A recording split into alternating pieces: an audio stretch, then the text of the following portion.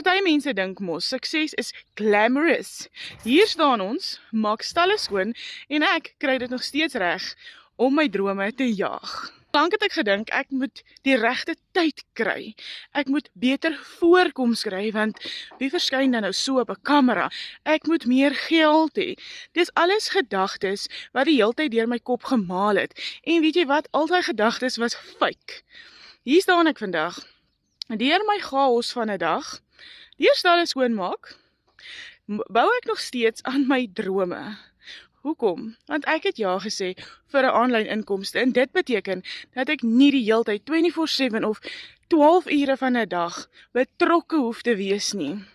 Ek maak geld van my foon af en ek verdien nogals $1 inkomste terwyl ek taakies soos hierdie aanpak. Skryf net vir my stalle hieronder. Ek gaan vir jou wys, deur jou chaos kan jy nog steeds 'n sukses maak.